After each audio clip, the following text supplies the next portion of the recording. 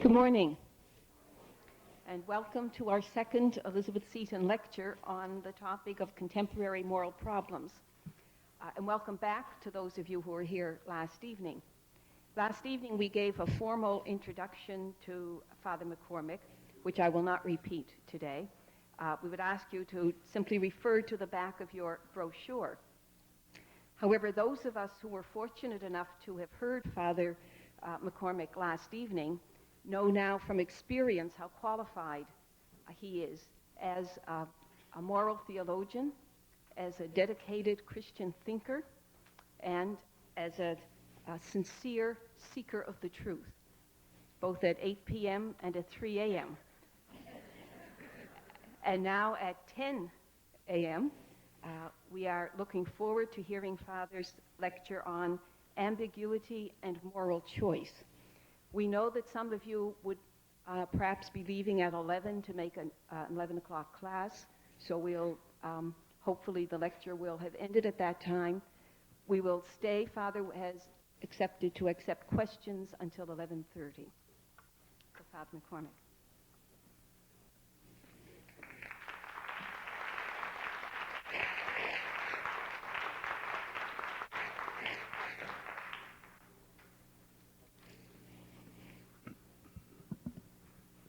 Is this all right? Is it clear? Yeah. Fine. My title this morning is Ambiguity in Moral Choice. Let me begin by calling your attention to a statement of St. Paul. He stated that those things that he wanted to do, he often left undone. And those things that he did not want to do, those he often did. Now that's but a single, but a classical statement of the human dilemma.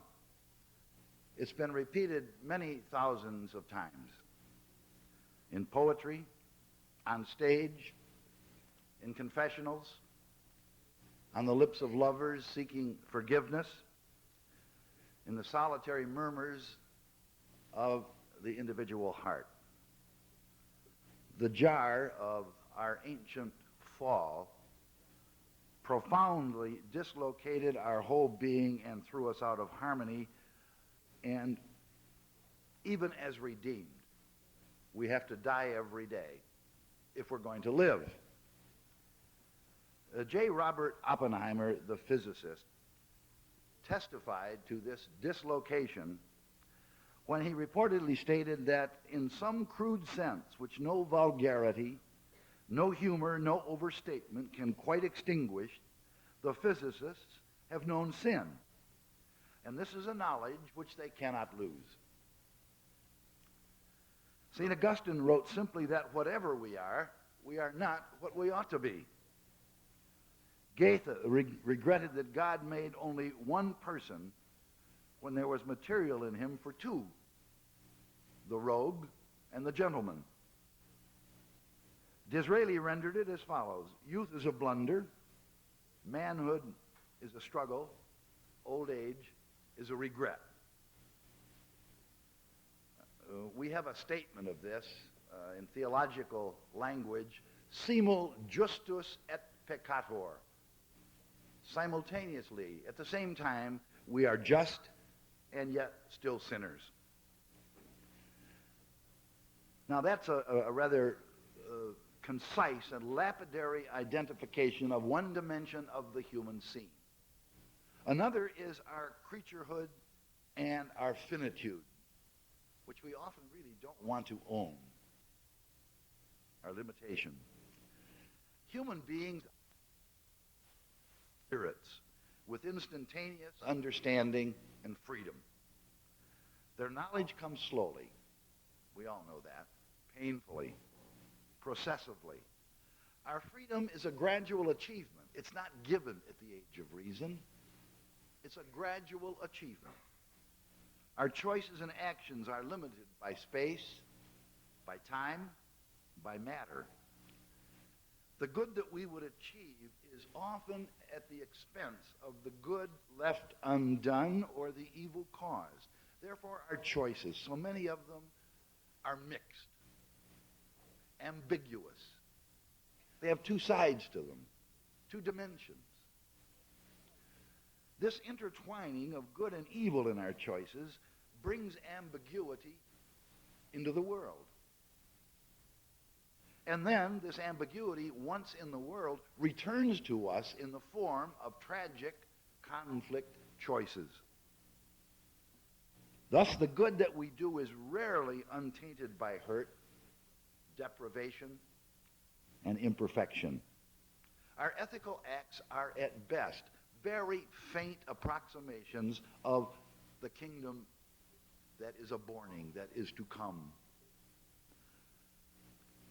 We must kill to preserve life. We protect one through the pain of another. Our education is very frequently punitive. Our health is preserved at times only by painful and disfiguring interventions. We protect our secrets by misstatements, and our families and their solidarity by contraception and sterilization. Now, Christian theologians, and I include amongst Christian theologians Catholic theologians, of course, and I speak as a Catholic theologian here this morning, have struggled with these conflicts for centuries in an effort to contain them and yet to provide for human needs at the same time. Above all, to discover whether, when, and on what criteria it is morally and Christianly tolerable to dirty our hands in achieving good, to dirty our hands with evils, imperfections.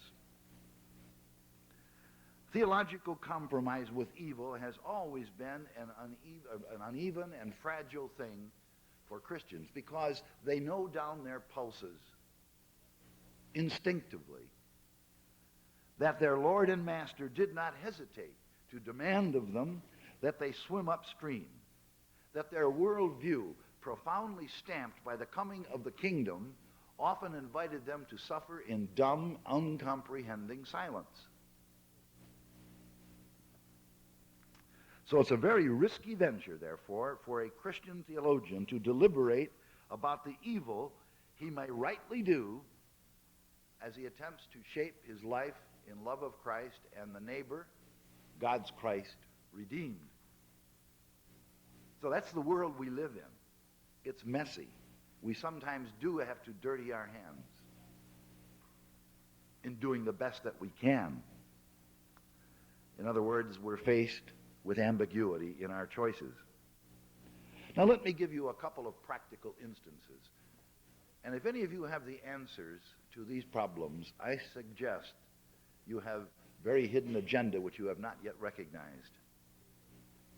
These are problems to which there are not easy answers. A man with a family of 4 children works in Amarillo, Texas. In the Diocese of Amarillo, which is run by Bishop Leroy Mathieson. In Amarillo, it just so happens that the largest plant in that area creates components for nuclear arms. Bishop Mathieson gives a talk. He is a strong pacifist in his own views on nuclear strategy. He gives a talk in which he invites people who are working in this plant to seriously consider whether they ought to be there or should not seek some other employment. Here's a man with a family dependent on him. It's the only thing he knows, yet he's torn. Should he stay there doing what is increasingly a cause of restiveness in his own conscience? There are no easy answers to that question. Another instance is the case of Nancy Cruzan. Nancy Cruzan is a young lady in her early 30s in Missouri, the state of Missouri, who was in an automobile accident, was thrown into a ditch and left face down. She was in an anoxic period, therefore without oxygen to the brain. She suffered anoxia for a period of 12 minutes before the rescue squad got to her. Rushed to the hospital. She ended up in a persistent vegetative state and had to be fed by what is known as a G-tube, or a gastrostomy tube, directly through the stomach. 1983 that was. 5 years later, her parents saw there was no hope for her and asked that she be removed from the tube. Hospital officials refused to do so. Was taken to the courts. How do you go about analyzing this? We can keep her alive, and yet only in that condition. Ambiguity in moral choice. There's goods, there are evils, harms. Where do we turn? Perhaps the most wrenching decision that some people have to make concerns the loved mother or father of a family, whether or not to put this person in a rest home. Very often, an elderly mother, for example, has been living with a family with 3 or 4 children for years. Now it's becoming increasingly difficult to care for her. And yet, putting her in a rest home involves all kinds of tragic choices, see, and separations and sufferings. Now, if you believe that Holy Scripture or the magisterium or the natural law or any source of human moral knowing will provide you with an answer to that question, then I invite you at this point to leave.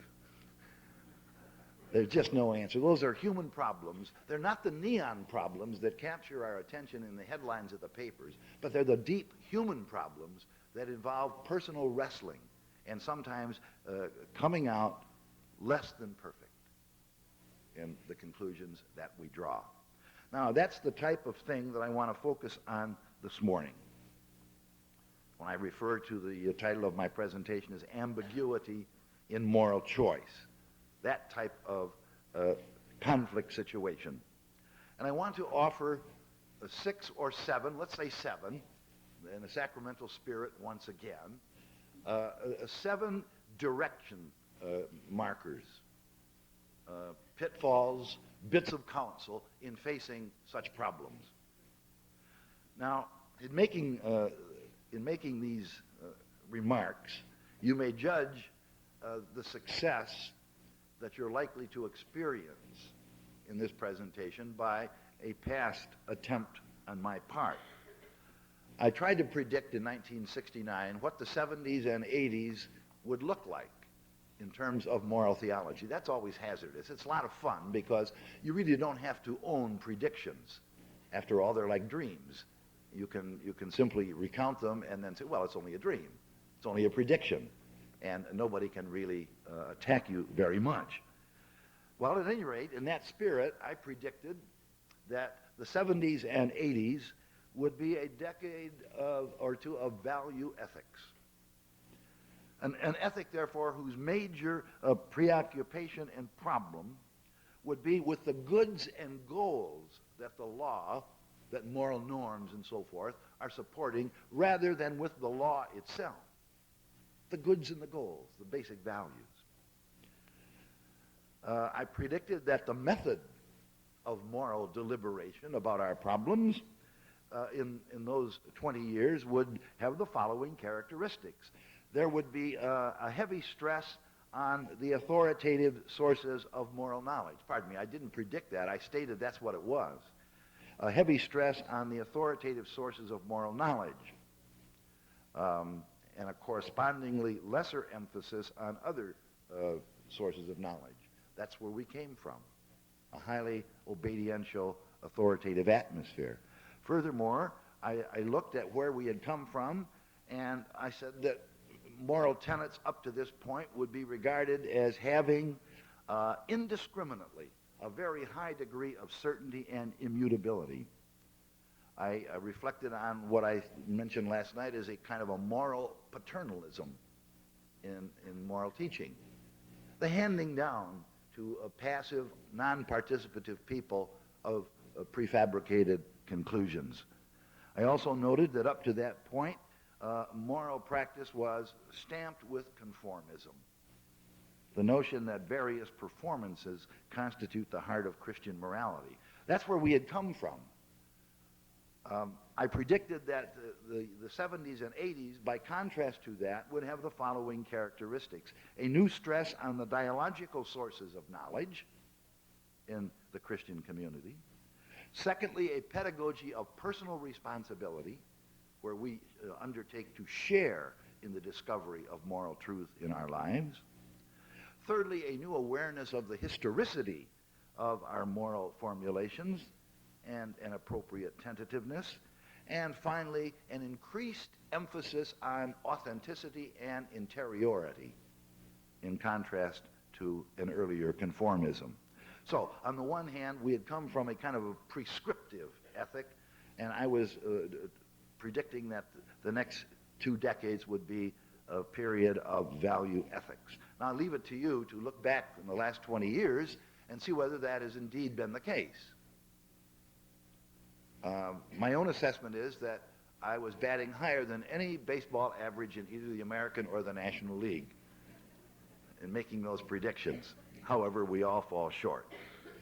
Now, in that spirit, therefore, let me offer to you, in facing these ambiguous conflict situations, several suggestions by way of avoiding traps, noting distinctions that should be noted.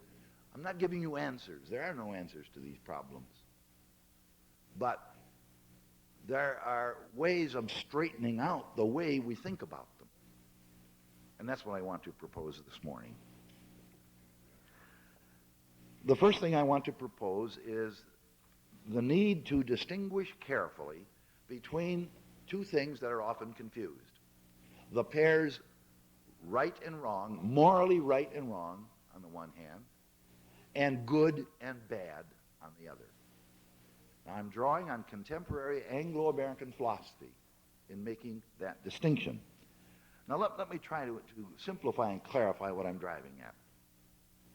A person who sets out to do the right thing, that's the person's disposition. He wants to love the neighbor and do something that is promotive of other persons, performs a good act. A good act. That person could end up doing what is actually harmful and the wrong thing, you see, but the disposition, the desire, what that person wants is to do the right thing. So the action is good, looking at the person. Yet, it is morally wrong. It can be morally wrong, you see, by way of error, miscalculation. On the other hand, one who acts from selfishness, the motive of self-aggrandizement, pride, a bad act, therefore, because it comes from bad dispositions, can end up doing, for example, brilliant life-saving surgery and do the morally right thing. The action is morally bad, but actually morally right. Now, you see, therefore, that an action can be morally good and yet morally wrong. It can be morally right and yet morally bad. Now, over the past 20 to 25 years, our concern in the Christian community has been very largely with the right-wrong distinction. What actions are morally right and morally wrong? The good-bad distinction is, by and large, a predicate of persons and their dispositions, their inclinations, their desires. See, right-wrong is a predicate of the action itself, its objective character. The encyclical Humanae Vitae in 1968 intensified our concern with the rightness and wrongness of individual actions when it pronounced every contraceptive act as morally wrong and intrinsically evil. But even before that, there was an intense concern with morally right and morally wrong. Those are the problems that we see batted around in the newspapers. Problems of truth and falsehood and bribery and atomic weapons. We're dealing with right, wrong, not with good, bad persons. Now, important as the determination of rightness and wrongness of conduct is, it can easily leave us with the impression that rightness and wrongness and the determination of it exhausts morality. Now, if we think that, we are overlooking an even more important aspect of our growth as believing Christians. That aspect associated with the good-bad distinction. And therefore, we overlook those aspects of morality that are concerned with the good-bad distinction and are so often at the heart of the moral spiritual life. Now, in the years ahead, therefore, in dealing with the situations that we face, we cannot be distracted so much by their ambiguity in dealing with rightness and wrongness that we overlook this terribly important dimension of morality, the good-bad dimension.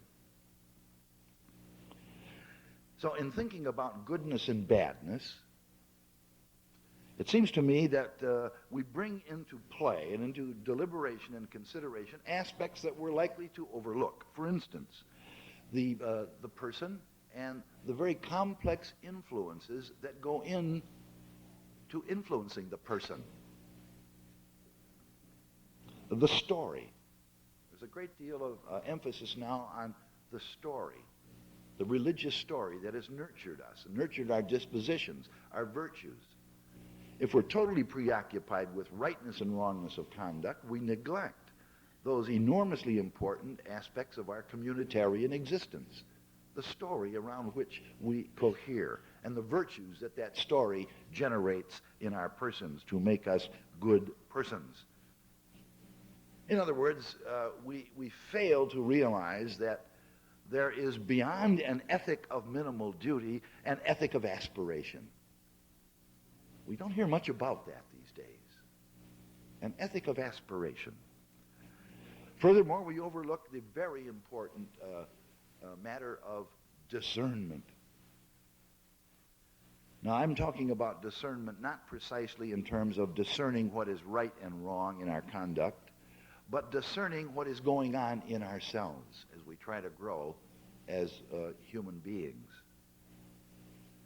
It's been the Catholic tradition for many centuries that our faith does not add new concrete conduct, which is in principle unavailable to human insight and reasoning, you see, at the level of concrete moral obligation. That's been our tradition.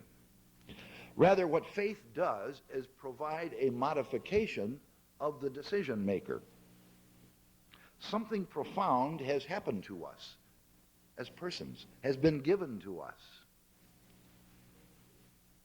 It is our task to protect, to nourish and support, to extend and deepen this great gift. And this is the most significant aspect of our moral spiritual lives. This calls for discernment. What's going on in my life? I can do all the right things, the morally right things, and yet not even come to grips with what's going on with the inner dynamics of my spiritual growth. Now, seeing what is going on calls for discernment. Two facts of our universal experience make this very clear. First of all, we have a lack of freedom. We are individually enslaved. In other words, we're inconsistent in our actions. We call this the leftover of our sinfulness, the reliquiae peccati. Secondly, there's a lack of truth deeply embedded in our persons. We lie to ourselves. I'll bet most of us can say honestly that we have developed the art of self-deception and rationalization to a very, very sophisticated and acute level to get what we want. So we lie to ourselves. We don't recognize the forces of evil that are still within us. Therefore, our lives are a compound of light and darkness. Spiritual discernment, as I see it, as I use it here, is not targeted on the complexity of these objective problems of right and wrong. Spiritual discernment, rather, is the gradually increasing ability to see into ourselves, to recognize the pockets of darkness and of light, to recognize that we are a people of addictiveness and illusion, lack of freedom, lack of truth. Now that, I say, is a dimension of morality that I want to lift up. Right, wrong, good, bad, and all those considerations that surround goodness and badness as we face the moral dilemmas that go under the title of moral choice. The second dimension that I want to lift out for our consideration in facing moral problems is the sense of the faithful. Sensus fidelium. Now, in the Synod of 1980, which dealt with the family, Cardinal Basil Hume of London made the statement that the experience of married people must operate as a theological source for enlightenment. In other words, you simply can't overlook the experience of married people who are trying to live out the sacrament of marriage in their own lives. In deciding what is morally right and wrong, we must take their experience and their reflection upon it into account.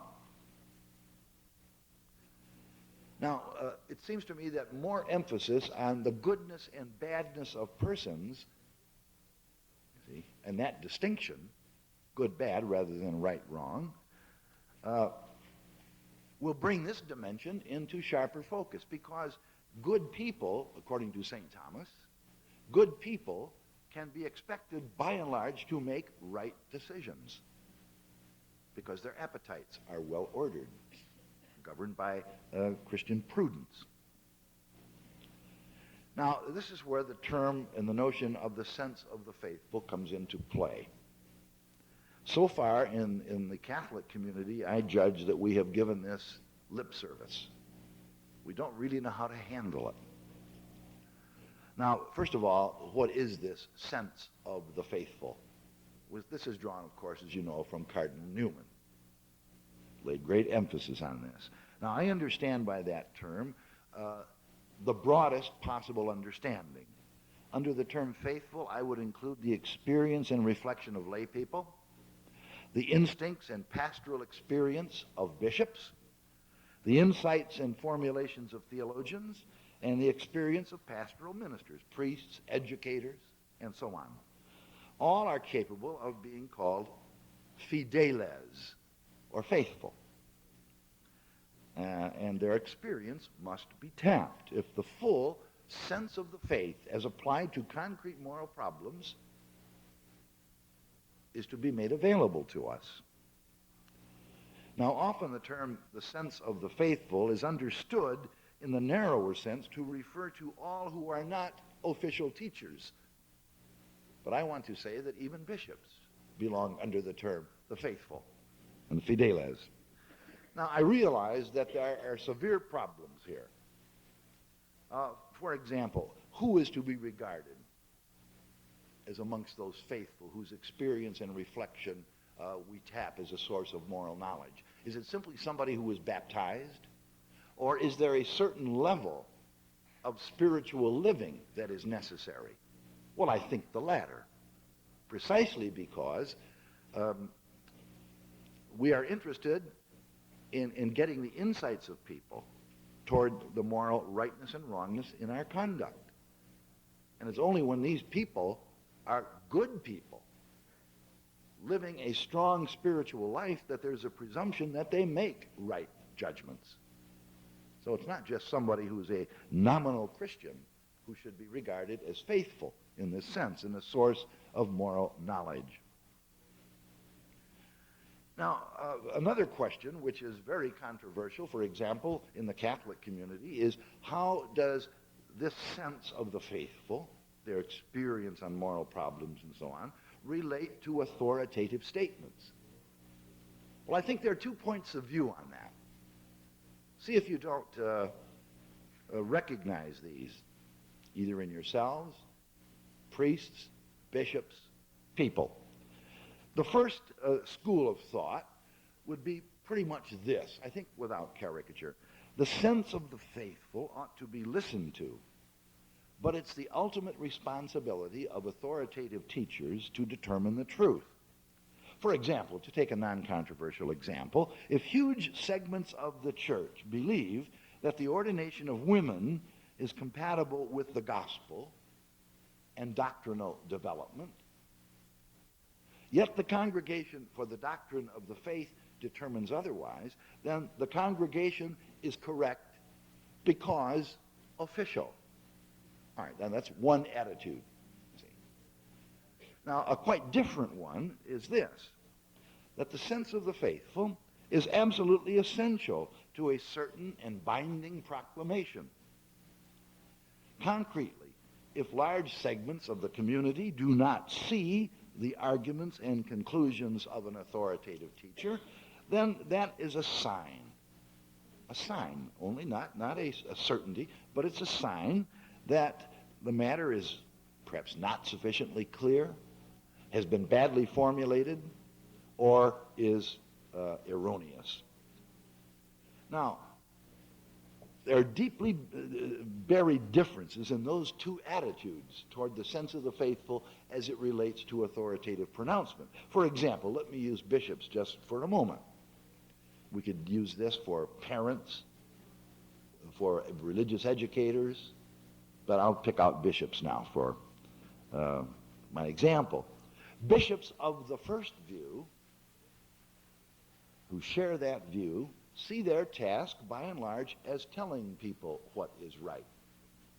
Bishops of the second view would conceive of their task much more as discovering along with us what is morally right and morally wrong.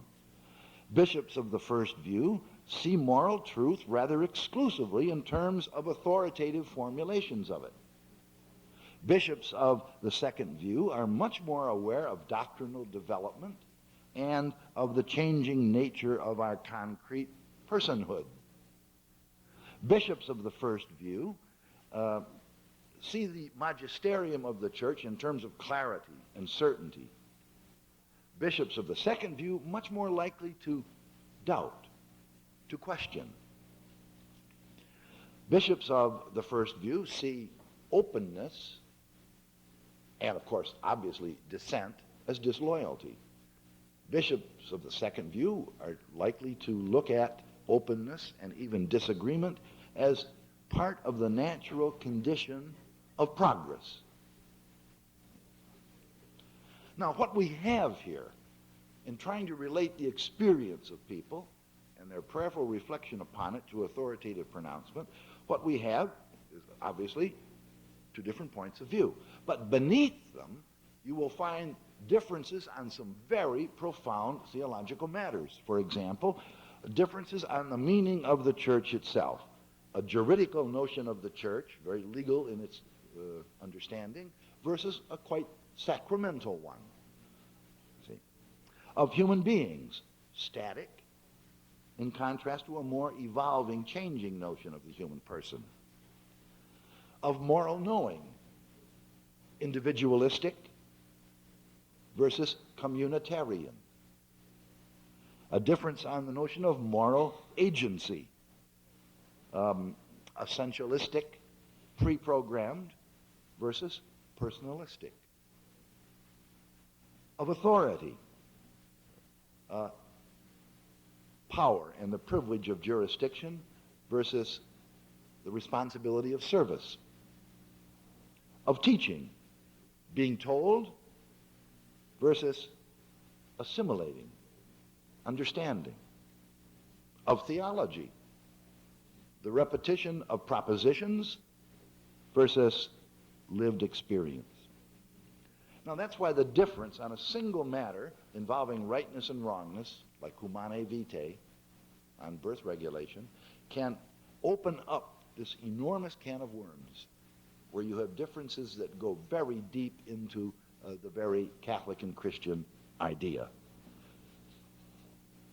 The sense of the faithful.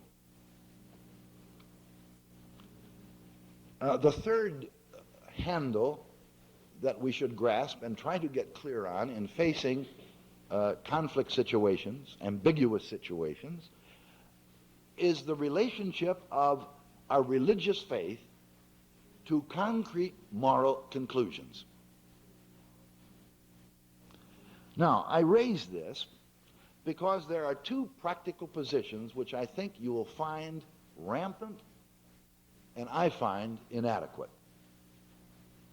The first is this, that the sources of religious faith, particularly the Bible, or the Magisterium, or the Talmud, have concrete answers to these very, very ambiguous dilemmas that I'm speaking about.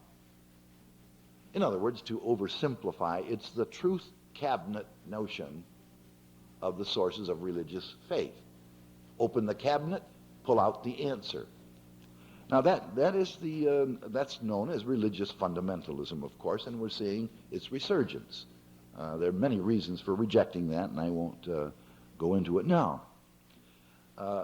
One can understand the Magisterium in the same way, as replacing human reason rather than supporting and enlightening and inviting it, you see.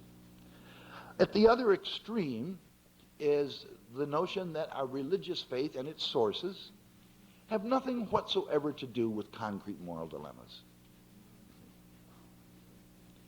Now, if these be extremes, what is the middle position where we all ought to reside? How does a faith commitment, membership in a believing community, influence one's analysis of concrete moral problems? Now, there are probably many ways of articulating this. For example, James Gustafson, formerly at the University of Chicago, used to point out that your very concept of God tells me where you're going to come out on many problems. If you have a notion of God as the creator and conserver of order, you're likely going to come out one way on for example, medical problems. If, on the other hand, beyond simply the creator and conserver of order, you also view God as the enabler of our possibilities, you are much more likely to be progressive, to be open to technology in your moral assessments. So your very concept of God is functioning here. Now, my own preference for how our religious faith relates to concrete moral conclusions would build something like this. And I simply give this to you. You'd have to work this out for yourself. But I believe that faith in Jesus and his kingdom yields a decisive way of viewing the world, of interpreting its meaning, and of hierarchizing its values. A good example would be the preferential treatment of the poor, of the weak, of the sick. Now, let me put this more in detail in this way. Our basic moral knowing is pre-discursive. St. Thomas held this. He referred to it as the natural law. Its primary precepts we know just by being human. See, we don't have to reflect upon them. It pulses along our veins, therefore, with being a human person. He called these natural inclinations. Therefore, nothing new or foreign to the human is originated out of religious belief. Rather, loyalty to Christ, to his ideals, belief in his Father and in his Spirit, commitment to him reinforces our grasp of basic human values. So we're not deflected by cultural influences. They support what we already know instinctively as human persons. in this sense, Christian perspectives sink into and become an unwitting part of ourselves, to use the phraseology of Philip Reef in The Triumph of the Therapeutic. Now, that's my understanding of the phrase reason informed by faith. That's a Catholic idea. That's the way we go about our moral problems. We use our human reason, but it's informed or shaped by faith. Faith does not replace human reason, see? It shapes it. Now, I think that the Second Vatican Council had something very similar to say when it put it this way. Faith throws a new light on everything, manifests God's design for man's total vocation, and thus directs the mind to solutions which are fully human. In other words, faith directs the mind. It doesn't replace the mind and human insight and human deliberation. Now, I make this point explicitly because, as I say, there are still people that you will meet and that I meet every week who make two contentions. First of all, they find answers in Scripture to questions that Scripture never heard of. Secondly, they treat the magisterium as a replacement for human reason and for human reasoning rather than a vehicle for our communal discernment. That's what the magisterium basically is. My next point, in facing concrete moral problems, very anguishing, ambiguous problems, I exhort you to distinguish between two things: paranesis and normative ethics. Now let me say a word about each, because they're simple concepts with fancy words. Paranesis is simply a form of exhortation. For example, in St. Paul exhorts his communities to be chaste, to be just, to be patient, to be kind, and so forth. This is known as paranesis, biblical paranesis, or exhortation. It says nothing about what is to count as just conduct, what is to count as chaste conduct. That pertains to normative ethics. Now, normative ethics, therefore, deals with the pros and the cons, the validity of certain precepts or norms, and what is to count as murder, as unjust conduct, as intemperate conduct, and so forth. So, paranesis and normative ethics. Now, the confusion of these two forms of conversation leads to two of the greatest logical fallacies that we find in moral discourse: missing the point and begging the question.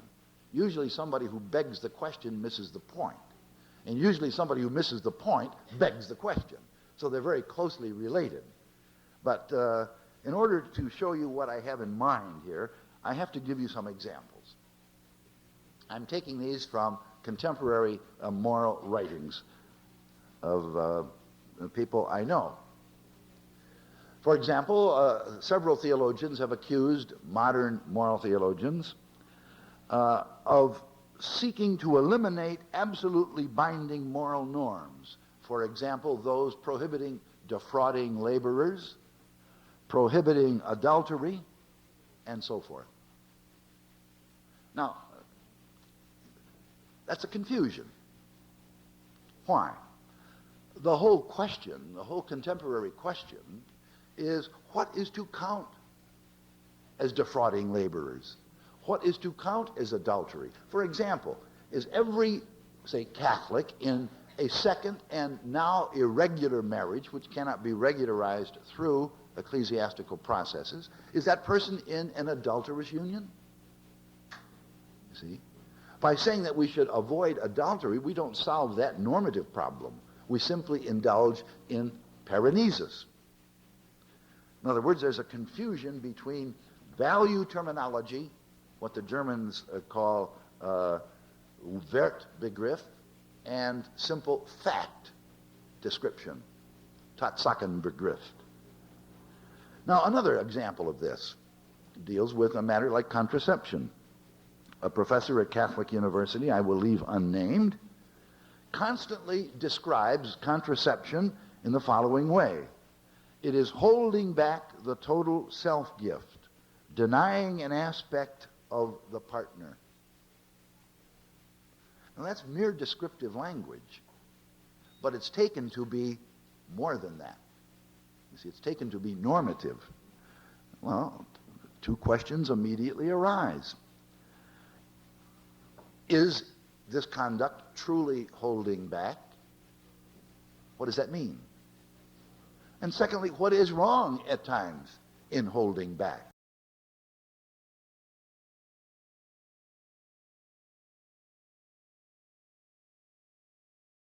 We are indulging in exhortation. Another example is the abortion debate. You've heard this over and over again. Those who are morally pro-choice are often said to be murderers. Those who are not pro-choice are often said to be anti-women. Well, now there you have obvious paranesis, exhortatory language used as if it were fully justifying a moral position. Obviously, missing the point. You see, missing the point. With regard to some of the reproductive technologies that we are familiar with now, in vitro fertilization, when these matters first came up, many people said, we must not play God. We must not tamper in nature. These are general exhortative statements, what we call paranesis. You see, they do not indulge in hard normative ethics, the pros and the cons of why this is right and wrong. You see, the same thing can be said of theologians are causing confusion. Well, perhaps they ought to be. Some problems are confusing. Another phrase you often hear is theologians are disturbing the faithful. That is not normative discourse. It is paranesis. Or again, this is in violation of academic freedom. That engages no particular problem at the level of normative discourse. It's an exhortation of some kind or other. You see.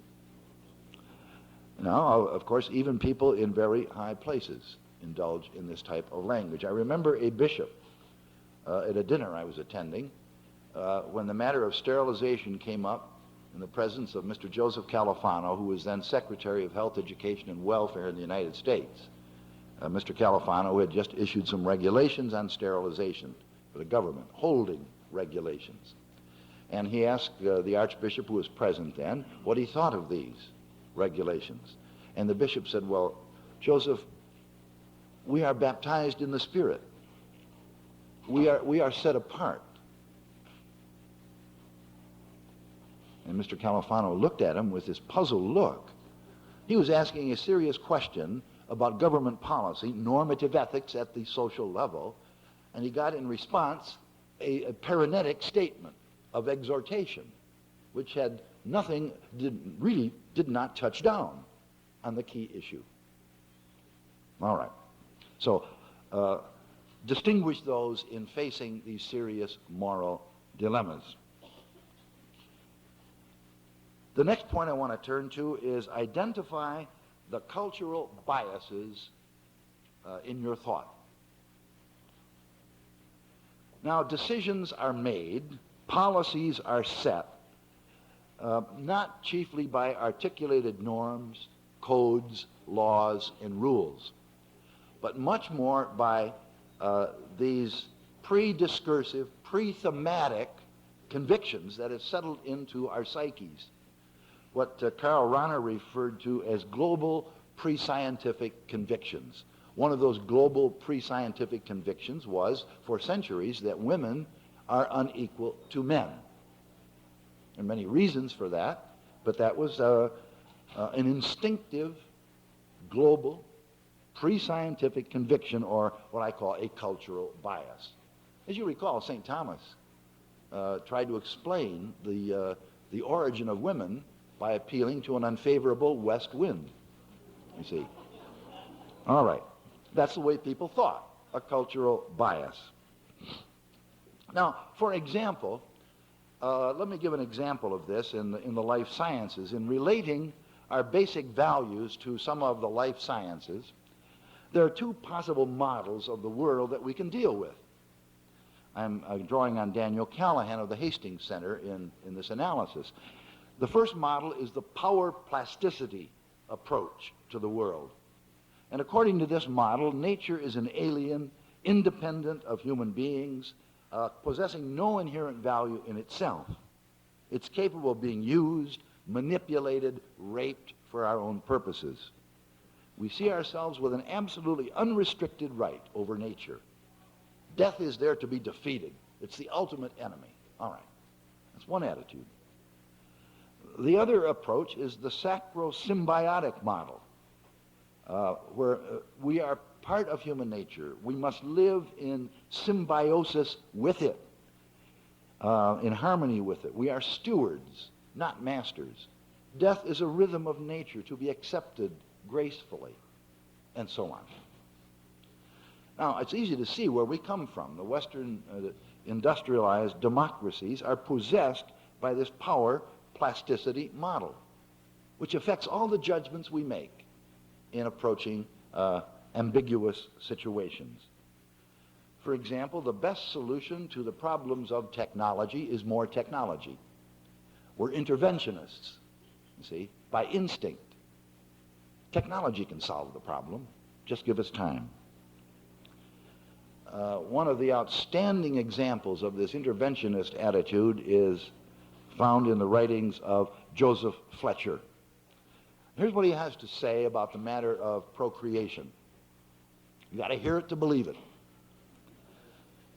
Man, he says, is a maker and a selector and a designer.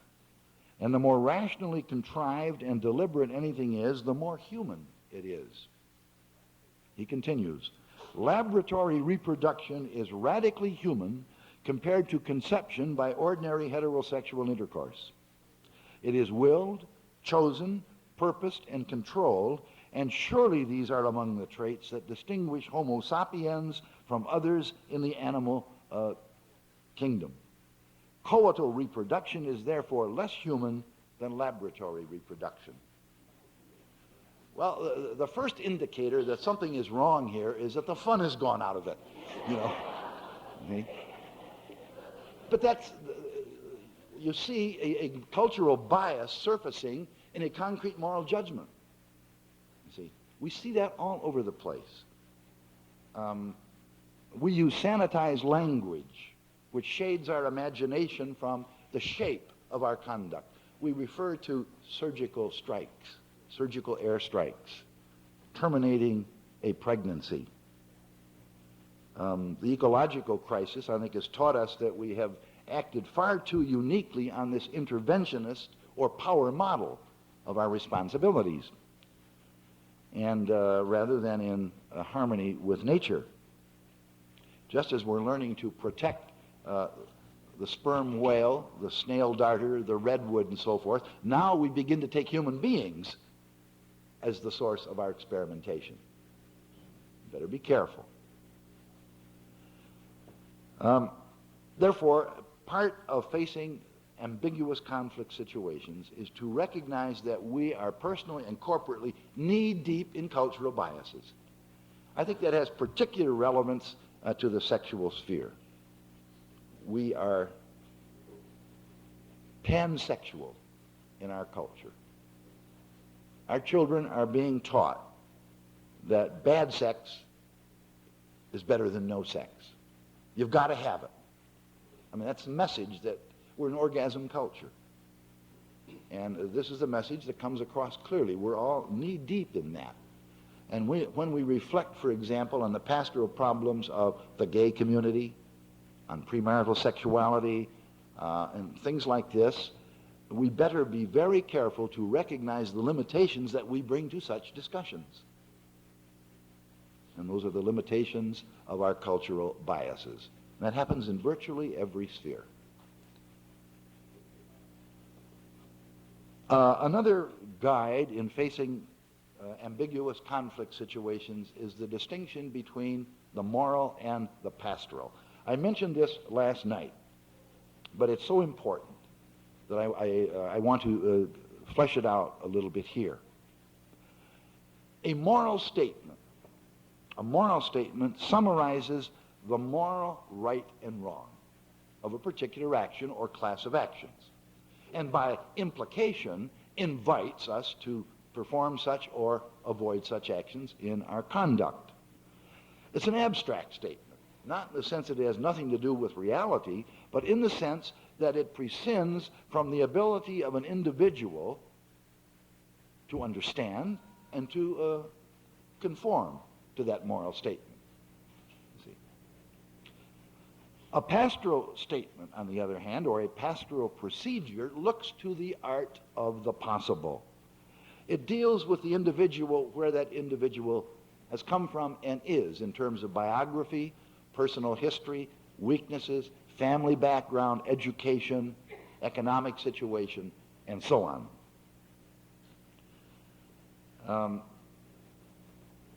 When we deal with people pastorally, we try to take all those things into account and invite them beyond their limitations. But sometimes we can't. Let me give a simple problem here. It's a case that was presented some years ago by James Gustafson of a divorced woman whose husband returned with two of his friends, quite inebriated, and all three raped her.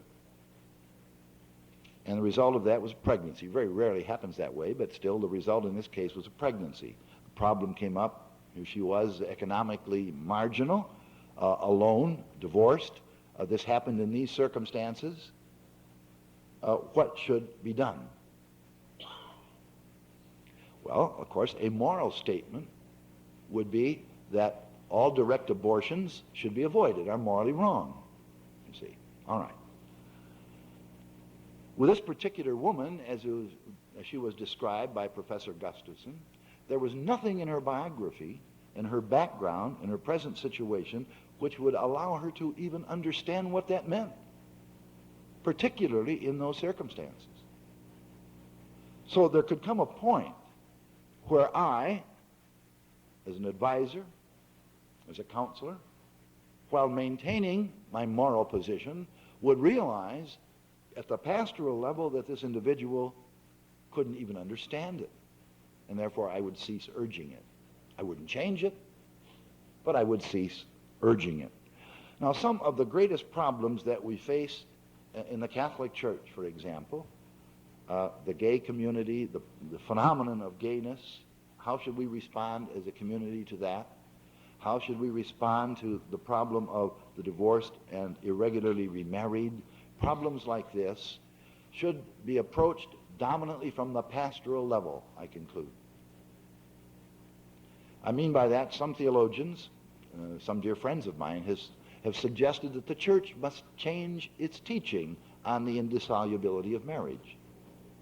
I say, no, that presupposes that the church's teaching on indissolubility can have only one pastoral application, you see. No, there are several possible pastoral conclusions from that teaching. So we must be very careful in facing dilemmas like this to distinguish the moral from the pastoral and realize that most of these problems have to be dealt with at the pastoral level.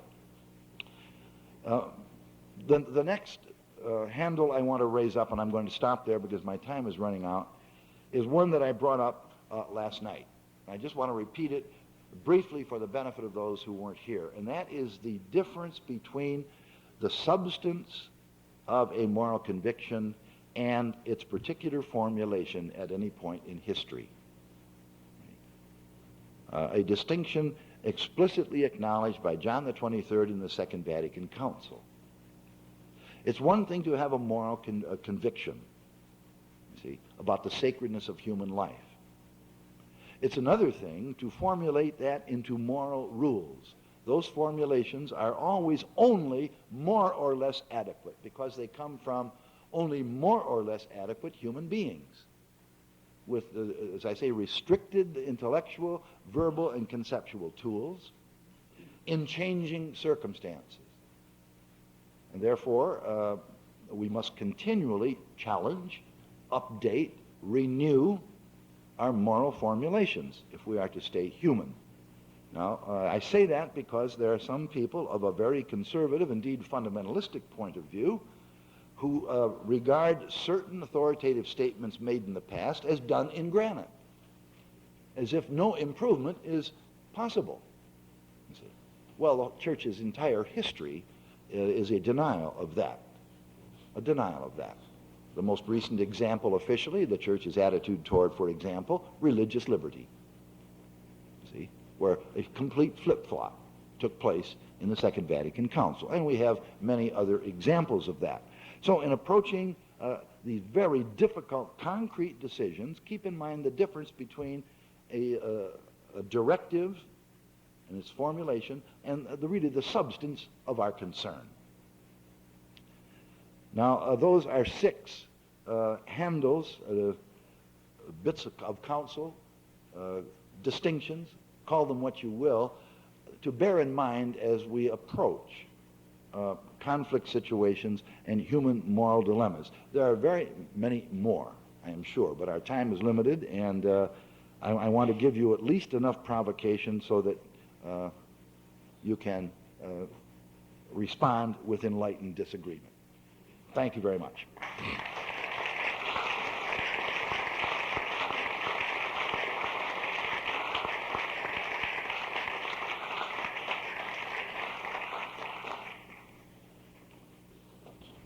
We have about 15 to 20 minutes for questions or comments.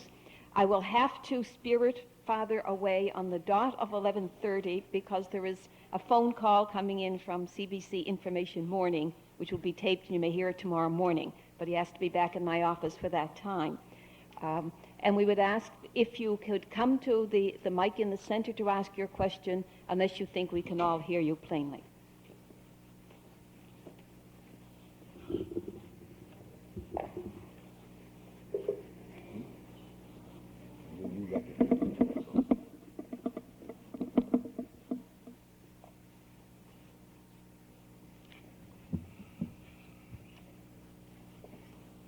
All right. I want to call attention to the fact that I deliberately avoided trying to give you cases and answers.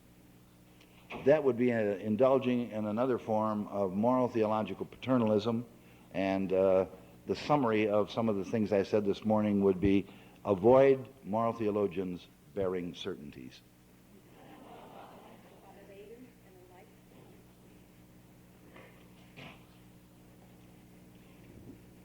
Father McCormick, I just wanted to refer to one of the statements you were talking about last night in regard to, for instance, it touches on the last point you made today about substance and formulation. And we were talking about specifically the issue of abortion and the difficulty when it comes to, for instance, encephalitic children or fetus that's encephalitic, or the question of danger of death of the mother, or one of the two involved.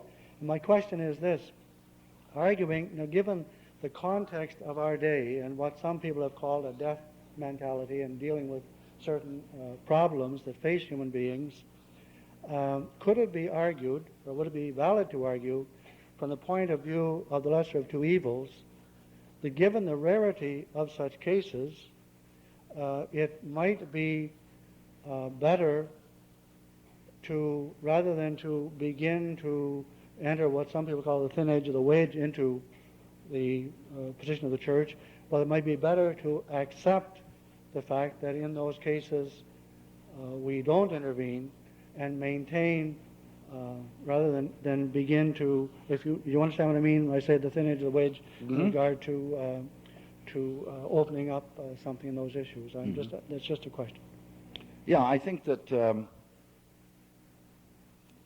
I agree that there is a validity to the form of analysis which says even though we might establish with analytic satisfaction a reason for interrupting here, the danger of doing so is that we won't be able to halt the progress of this. And if indeed we find ourselves in such a situation, there is a certain wisdom in not doing that. Now let me give you an example where that concretely occurred. You may not agree with this. In fact, I would question it myself, but it brings out your point very sharply, and that was the case of Karen Ann Quinlan. I was involved in that case in the Supreme Court decision, and I knew the Quinlan family. And I visited Karen, and I went to her funeral. And she was, after being withdrawn from the respirator, which was the big controversy in the United States, she remained in a persistent vegetative state, and had to be fed by an NG tube. Now, the night before the funeral, I was sitting with Joseph and Julie Quinlan, having a little sandwich about 10 o'clock at night, and I said, "Did you ever think of withdrawing that feeding tube?" And Julie answered and said, "Oh yeah, but geez, what could we do? I mean, people were already on our backs for taking her off a respirator." Now, you know, in a certain sense, I think what they were saying was that while it might be justified to remove Karen from even that form of artificial feeding and, you know, let her die, they did not and would not because they feared that there were people out there with their syringes and their potassium chloride ready to take the next step. So one might argue that Karen was, in a sense, for 10 years, a victim of keeping society under control. Don't take that step because you can't stop the slide. That's the kind of argument you're making, and I think it's up to a point a good argument on in the abortion area. Just where you want to draw that line we can talk about, though. But it's worthwhile doing. Yes. I'd just like to make a few comments about the question of historicism and its relationship to moral judgment. There has been a tendency to apply evolutionary theory to history and to think of history as a kind of evolutionary process. Of course, from the point of view of evolution, history itself, recorded history, is just a moment. 6,000 years is really nothing on a biological time scale.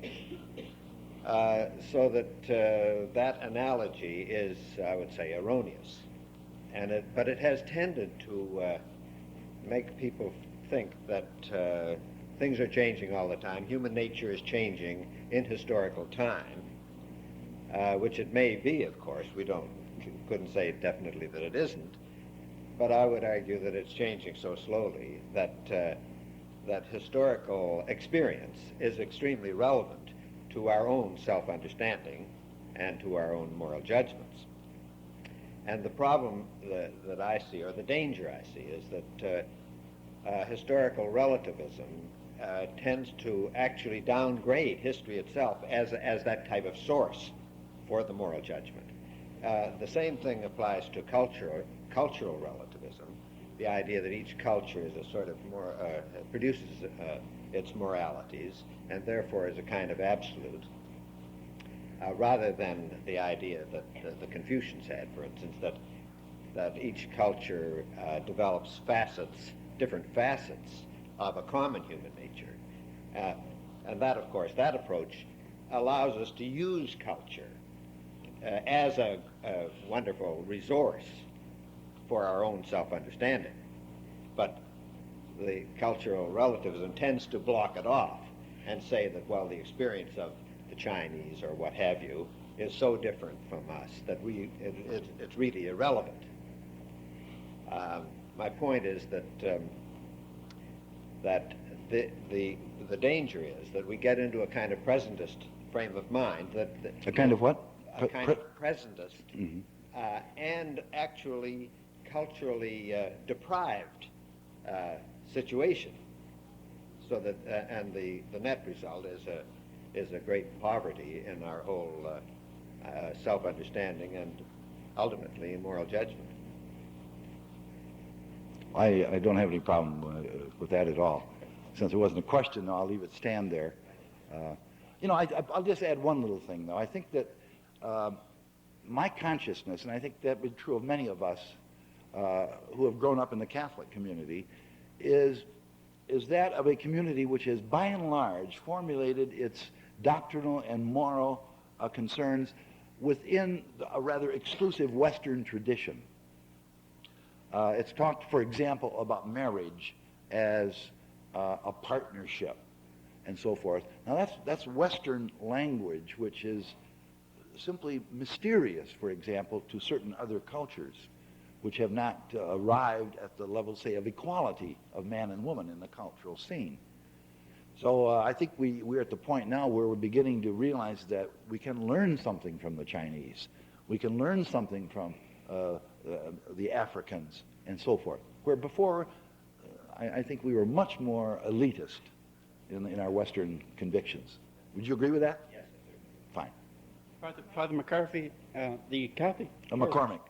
I like right. McCarthy's, but this... I'm sorry. Arose by any other name, Father McCormick. Whatever. The Catholic Church teaches that evil means should not or never be used to attain a good end. Let me give you an example, a short example. Let's say for the health or the stability or the financial well-being of a family, less problems in the future, less conflicts. So which the solidarity of the family is a good end. Would you agree that an evil means of abortion should be used to attain a happy family? Let me say this about that little axiom. It's very tricky, very often misused. And a good end does not justify an evil means. See, that is both right and wrong. It's got to be properly understood. A good end does not justify a morally evil means. Absolutely correct. Absolutely correct. If some action is defined as morally wrong, you see, then it can be the means, the justifiable means to no good end. All right. So you've defined the action, the means, therefore, as morally wrong. Therefore, it's morally wrong. Stop. Now, in that sense, the axiom is correct. The sense in which it is wrong is that a good end does not justify an evil means. Now, notice I used a very generic term, an evil means. I did not say a morally evil or a morally wrong means. A good end can justify means that involve harm, or what we technically call non-moral evil. You see? So the whole problem is to decide what evils in our conduct should be called merely physical or non-moral evils, and which ought to be called morally wrong actions. That's the problem. And unless we have decided that carefully, we have misused the axiom, you see. Now, for example, marital harmony does not justify contraception.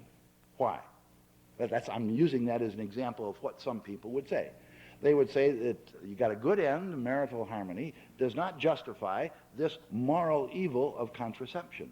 That supposes that contraceptive interventions are morally wrong. You see. Now that's the question, however. Are they? If I can assert that they're, while undesirable, they are not in all cases morally wrong, then a good end can justify undesirable evils, non-moral evils, which are not yet morally wrong. Now, that's very traditional. St. Thomas stated that certain actions involve a deformity. And considered abstractly, they are undesirable, such as the killing of a human being. An action which leads to the death of a human being, he said, involves this deordination. But when it is added that this is done for justice' sake, then the action is no longer morally wrong, but morally virtuous. He was using different language, you see. So you've got to decide what the action which we talk about as the means, whether that is morally wrong in itself, or whether it includes physical or non-moral evils, and yet it does not amount to a moral evil before you can apply the axiom. So it's tricky.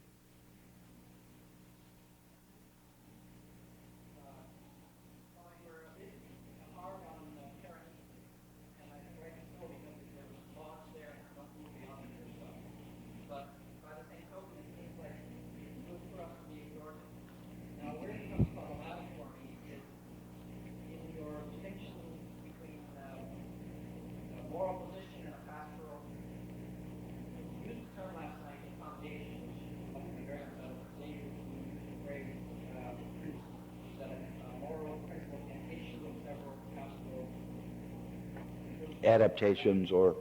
Mm-hmm.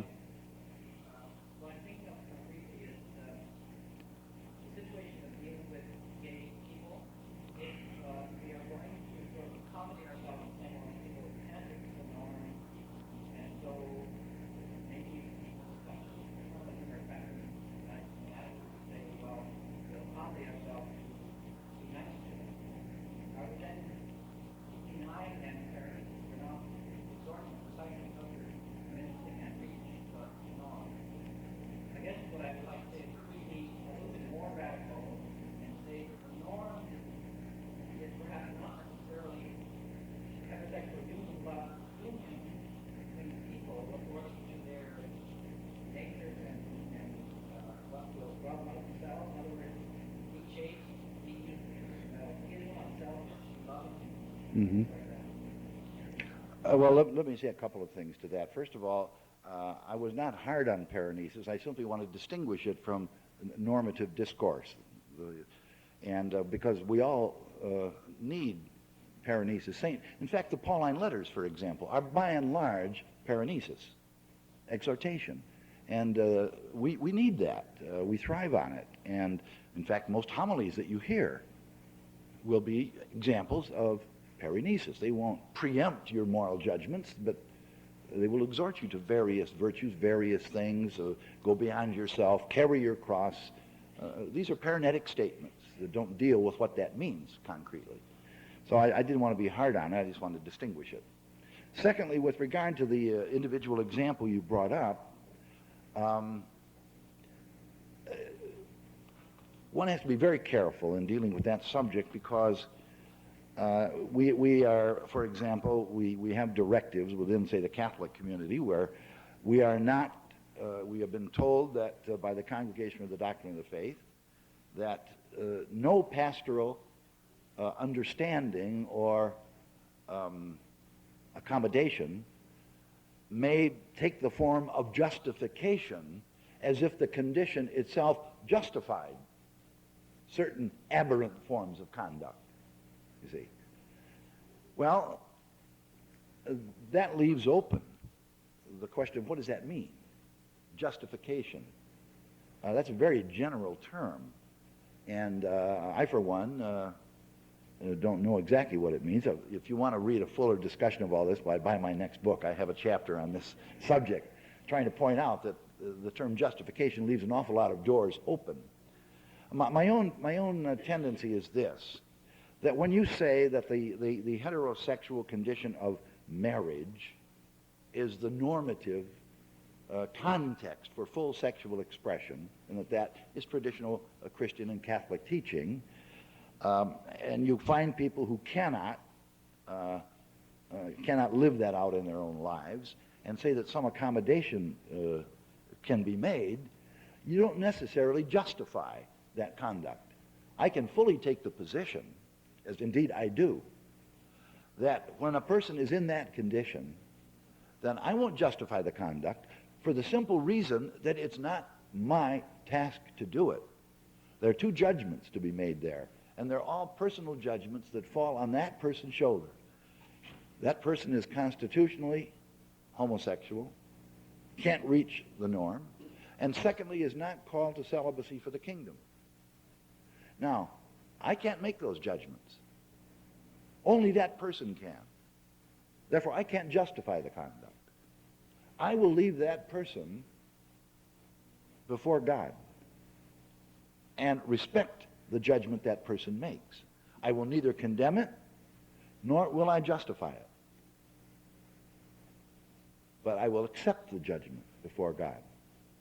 Just as I would accept the judgment of someone who is, say, in a second irregular marriage, and said that for my eternal salvation, my spiritual good in that sense, I must live in this second marriage.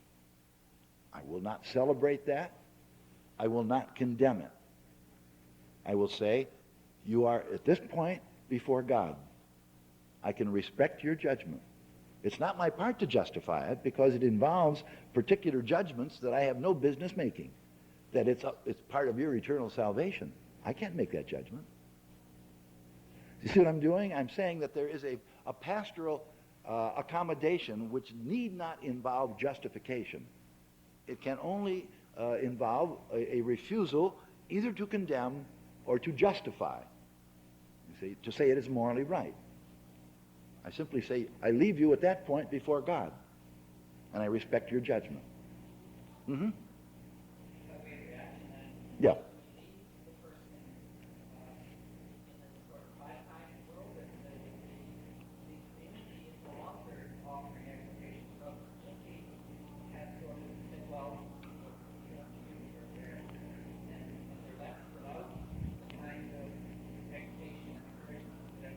Well, when I say leave that particular judgment to them, I don't mean to say that after that we abandon them.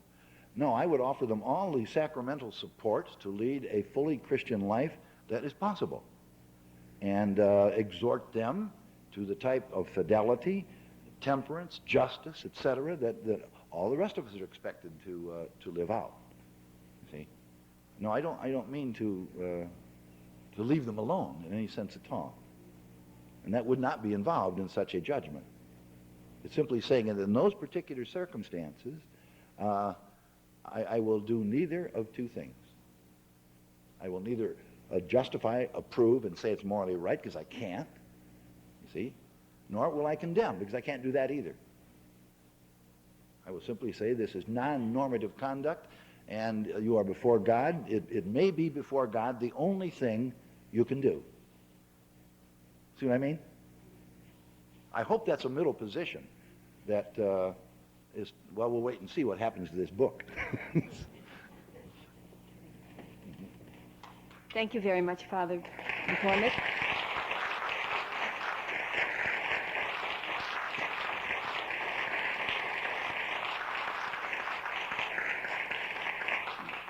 I would invite you all to return this afternoon at 2 to this same auditorium when Father will speak on bioethical problems of the 1990s. Thank you for your attention.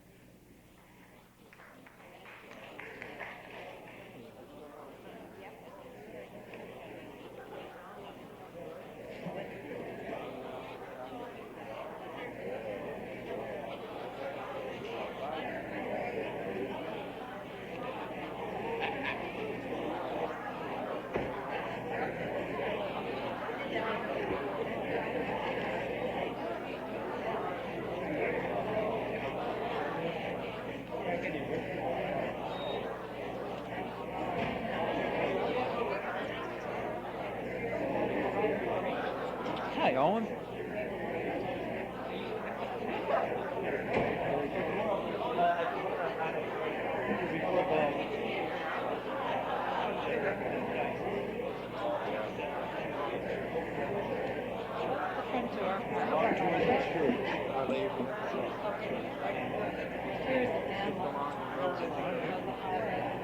That's where I got a ticket. Donna, come see John.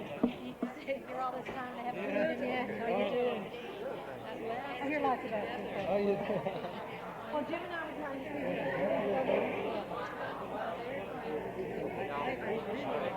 Am I?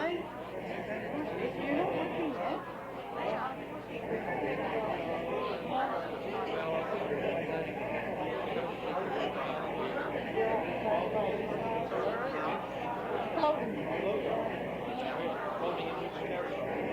Walk here, I've been doing it.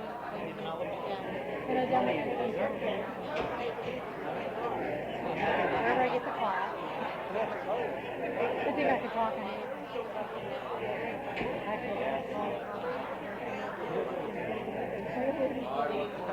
I always get home. Get your,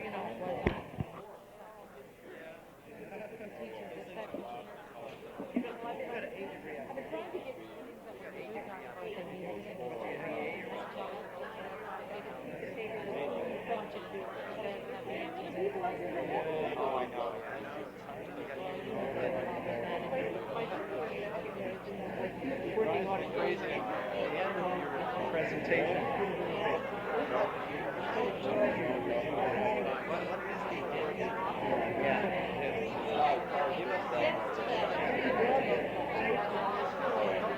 almost made for, really, because working with papers and geriatrics.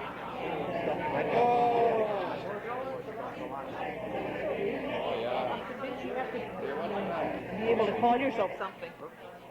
Yes, yes. Okay. I'll Besides see you your later. graduate. Okay, take care. Ain't gonna see you again. It's a hologram.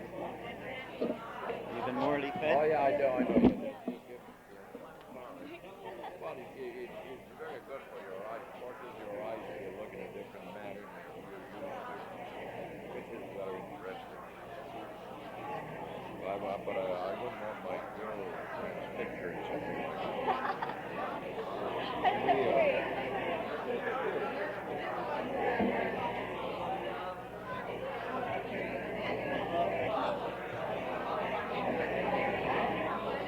What's that?